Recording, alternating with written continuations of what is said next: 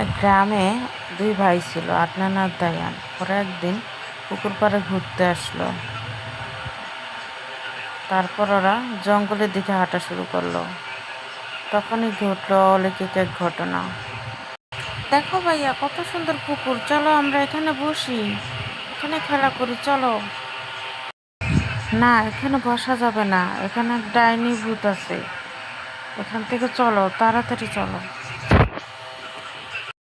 এই বলে ওরা চলতে শুরু করলো। চলতে চলতে ওরা জঙ্গলের দিকে চলে গেল।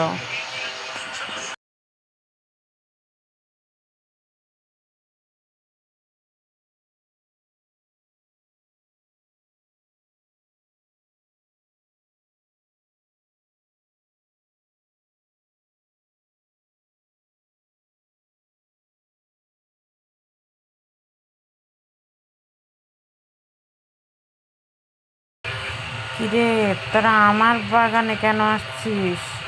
আবার পিছনের দিকে সরে যাচ্ছিস কেন? দাঁড়া দাঁড়া।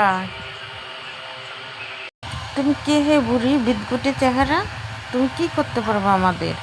তোমার কি ক্ষমতা আছে বলো?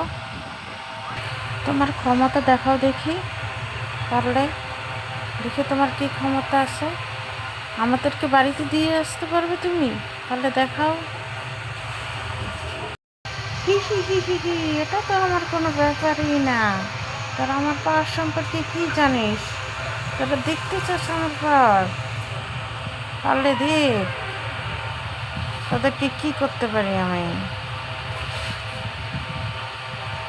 আর বাড়ি, ওটা তো আমার কাছে কোনো ব্যাপারই না। চল তাদের দিয়ে আসি।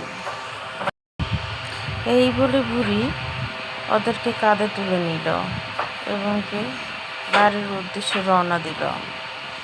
ডাইনি বুড়িটা খুব ভয়ঙ্কর, বাচ্চাদের চালে কেউ ধরতে পারল না।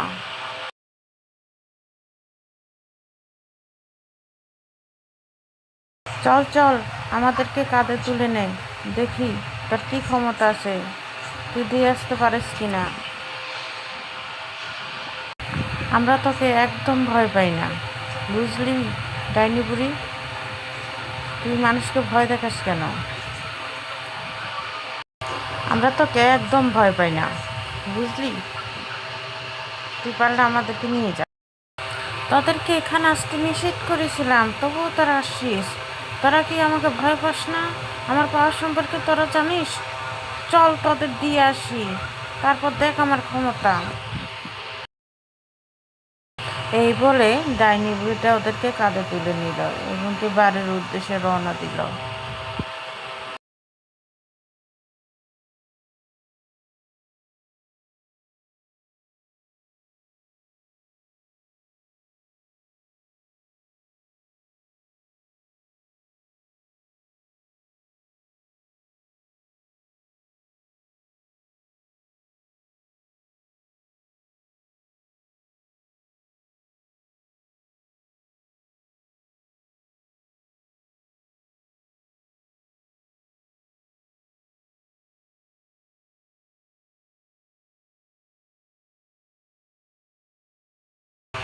এই বলে ডাইনি বুড়ি ওদের বাড়ির সামনে চলে আসলো এবং ওদেরকে ঘরে নিয়ে গেল।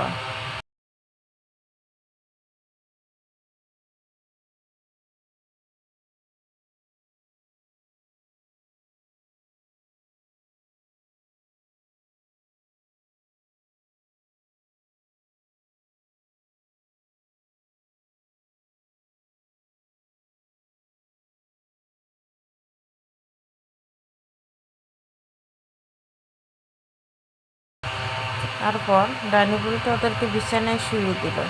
তারপর খুব তাড়াতাড়ি তাদের ঘর ত্যাগ করলো।